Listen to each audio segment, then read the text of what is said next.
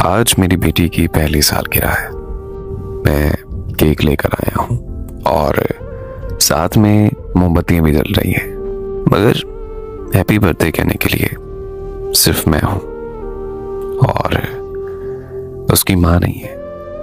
1 साल पहले आज ही के दिन मैं अस्पताल में खड़ा हुआ था। हाथ कांप रहे थे मगर दिल खुशी से भरा हुआ था। 9 महीने का इंतजार खत्म होने वाला था। मेरी बेबी लेबर रूम में थी। जाते वक्त मुस्कुराकर बोली, जल्दी वापस आऊंगी। इंशाल्लाह जब मैं वापस आऊंगी तो हम 3 बनकर घर जाएंगे। और फिर अचानक से रोने की आवाज आई। मेरी बेटी की वो पहली आवाज थी। मैं हंस पड़ा कि मैं बाप बन गया था, लेकिन डॉक्टर बाहर नहीं आ रहे थे। 10 मिनट, यहां तक कि 20 मिनट तक गुजर गए, लेकिन कोई भी बाहर नहीं आया और अब मुझे घबराहट होने लगी थी।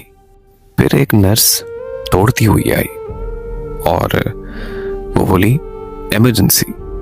मेरा दिल डूब गया।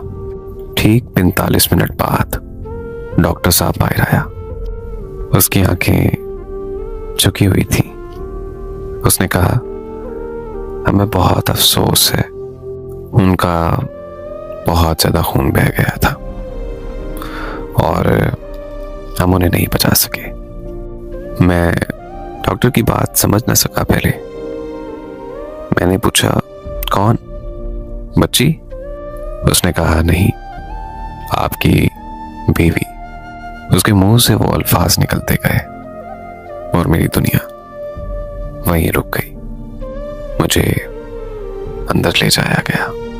एक तरफ देखा तो मेरी बेटी थी, छोटी सी, बिल्कुल ठीक, वो रो रही थी। और दूसरी तरफ मेरी बीवी थी, सफेद चादर के नीचे। वो बिल्कुल खामोश पड़ी हुई थी। नर्स ने बच्ची को मेरे हाथ में दे दिया। वो बिल्कुल अपनी माँ जैसी थी। यकीन करें यार, मैं टूट गया, क्योंकि ये बच्ची बड़ी होकर जब से होश संभालेगी अपनी माँ को कभी भी नहीं देखेगी। आज इस दुनिया से गए उसे 1 साल हो गया है और मैं अकेले ये सब करता हूँ। दूध, डायपर, नौकरी और रातों की नींद भी। मगर जब वो माँ कहती है तब मैं बस खामोश हो जाता हूं। मेरी बीवी माँ तो बन गई, लेकिन वो एक दिन भी माँपन करना नहीं सकी।